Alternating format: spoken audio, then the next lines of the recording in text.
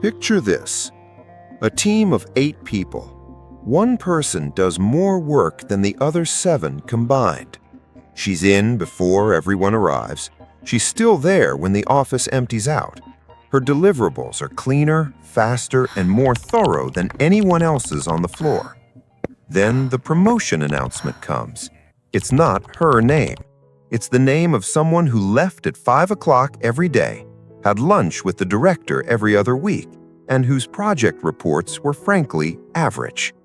If you've been in the corporate world for more than 2 years, you've probably seen some version of this story. Maybe you lived it.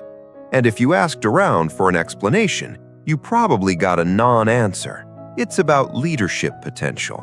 They're just a better cultural fit. It was a tough call. Those aren't explanations. Those are the polished surface of a psychological system that most workplaces will never openly discuss. Today, we're going to discuss it. Most professionals were raised on a belief so simple, so logical, so deeply embedded in their professional identity that questioning it feels almost irresponsible. Work hard, deliver results, outperform your peers, and eventually the organization will recognize you and move you up. It's clean, it's fair, and in most modern workplaces, it is profoundly incorrect.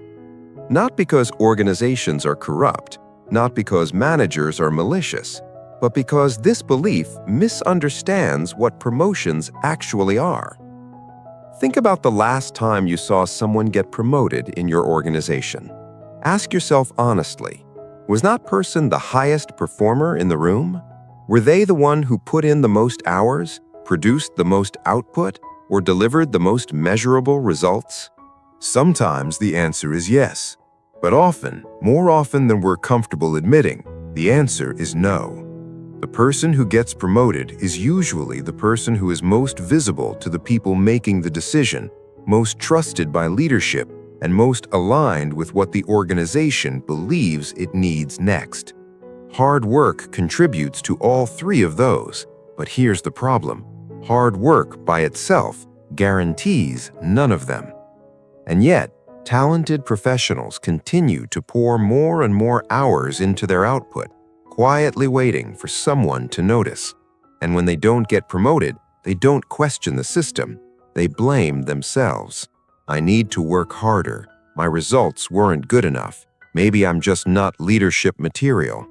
Meanwhile, the system continues operating exactly as designed. First, hidden truth. Here is the first thing most organizations will never tell you directly. Promotions are not rewards. They are predictions. When a manager or leadership team decides to promote someone, they are not sitting in a room asking who has done the best work. They're asking a different question entirely. Who do we believe will succeed at the next level? Those are completely different questions, and they require completely different answers. Rewarding past performance looks backward. It's about what already happened. But promoting someone to a new role with new responsibilities, new scope, and new expectations is a forward-looking decision. It's a bet. And what does every person making a bet need? Evidence that the bet will pay off.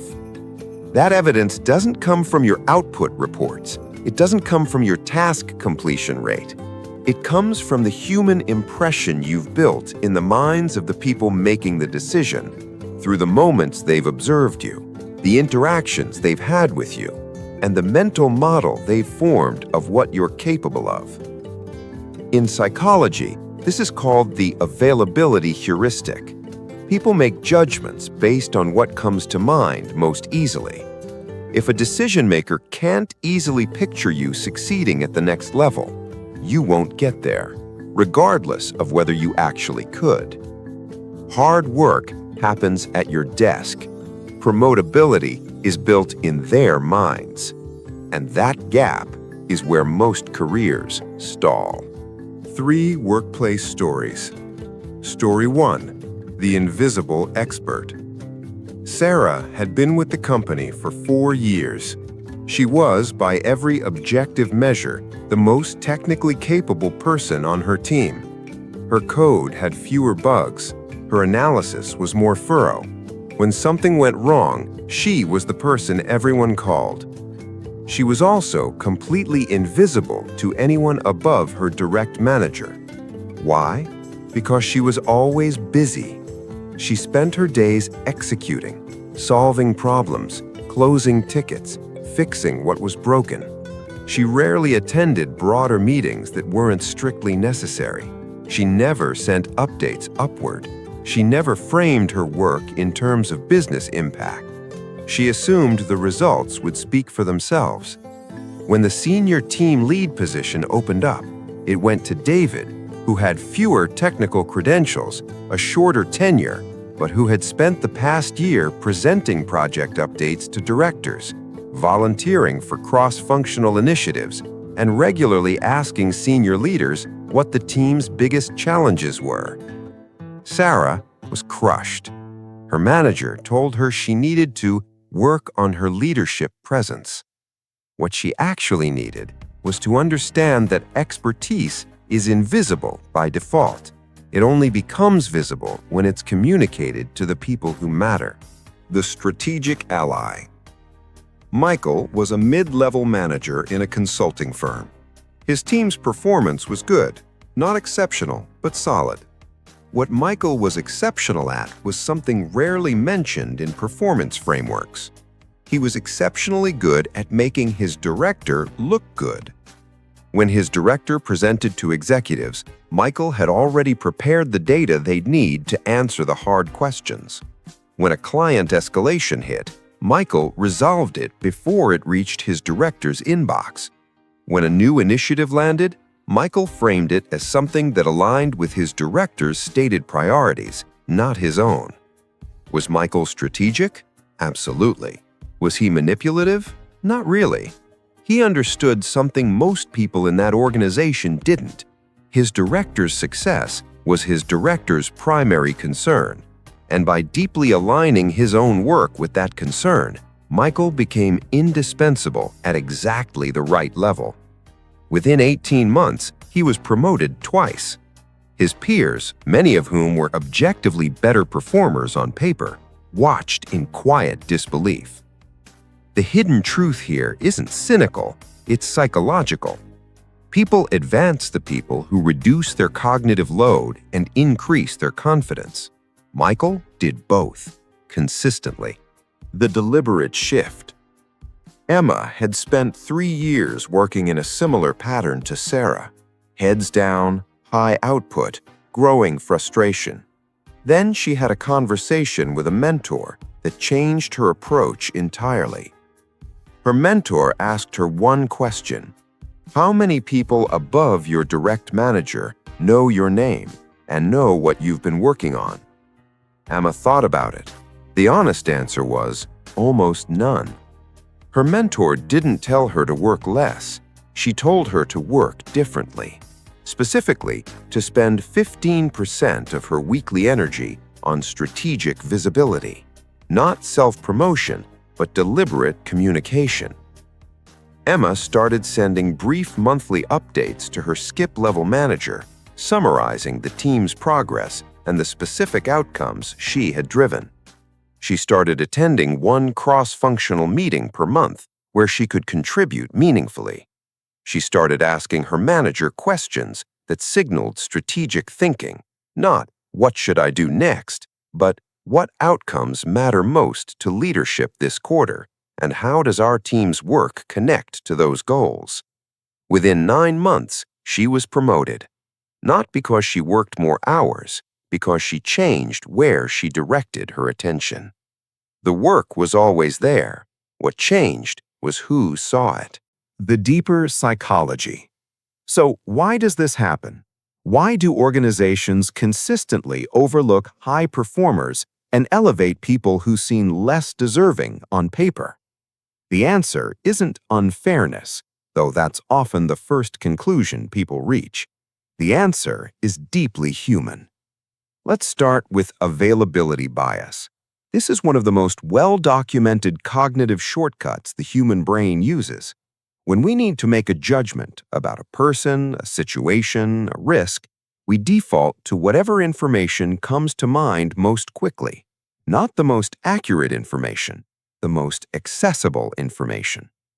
In a promotion decision, the people in that room are drawing on mental models they've built over months or years.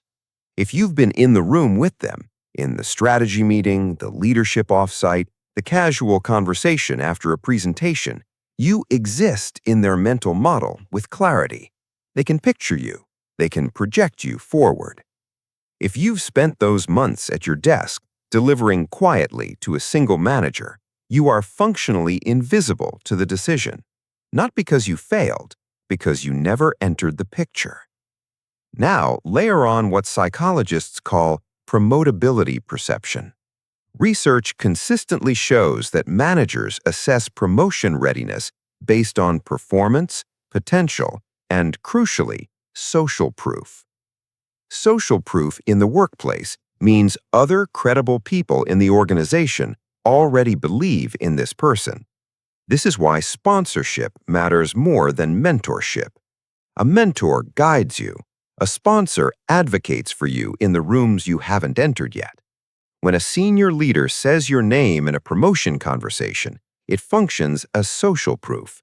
It activates trust in the minds of the other decision makers. And finally, there's the deployment problem.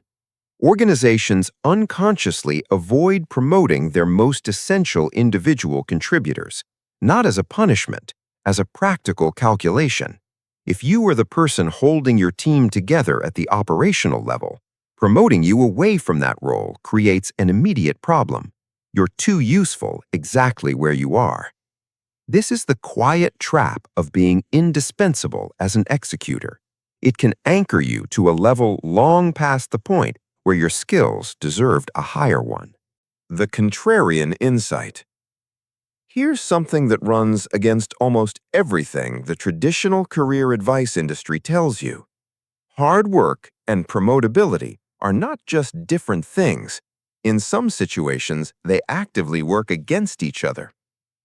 The conventional model says, perform well, earn trust, get promoted. That sequence assumes performance is the primary currency of advancement.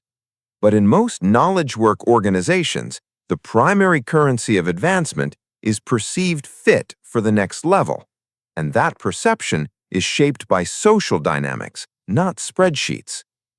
Consider, the employee who is always busy rarely has time to attend the meetings where influence is built. The employee who is always executing rarely has bandwidth to engage in the strategic conversations that signal leadership thinking. The employee who treats every hour as a production hour has, by definition, no hours left for relationship building. And organizations reward what they can see and categorize.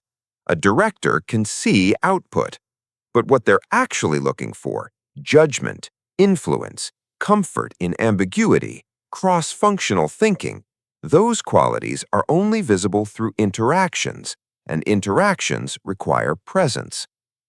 There's a term in organizational psychology called organizational citizenship behavior, the informal, discretionary activities that aren't in your job description, but that signal you're operating at a higher level.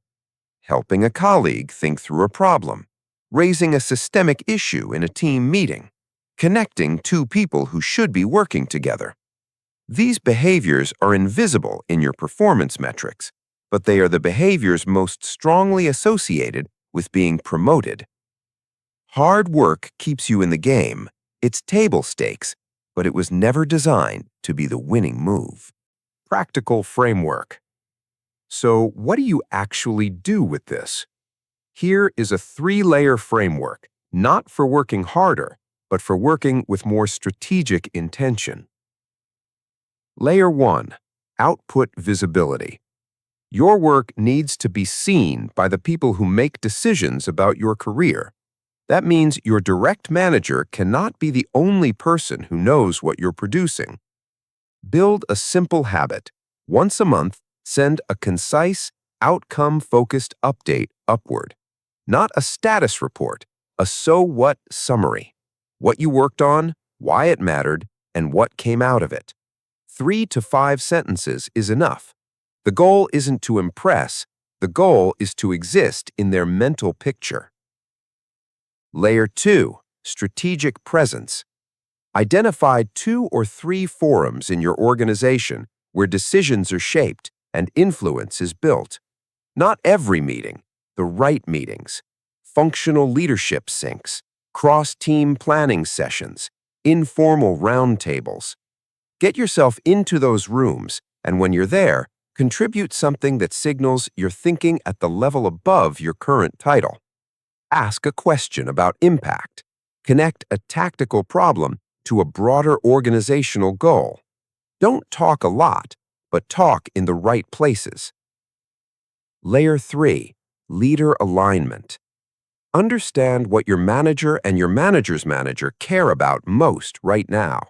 Not what they say in town halls, what they're actually measured on and anxious about.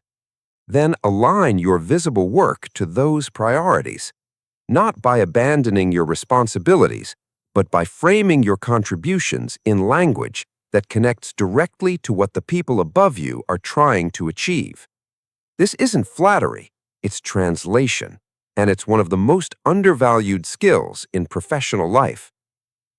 None of these layers require you to work more hours.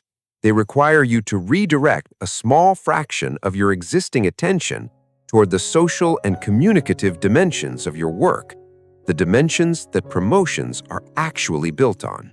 Here is what most career conversations leave out. Organizations don't promote track records, they promote confidence. Specifically, the confidence of decision makers that the person in front of them will succeed at a larger scope of responsibility. That confidence is built slowly, through repeated exposure, through moments of demonstrated judgment, through the quiet accumulation of trust. It is not built through extra hours. It is not transferred through a performance review. It is not earned through excellence alone. This doesn't mean hard work is pointless. It means hard work is necessary, but not sufficient.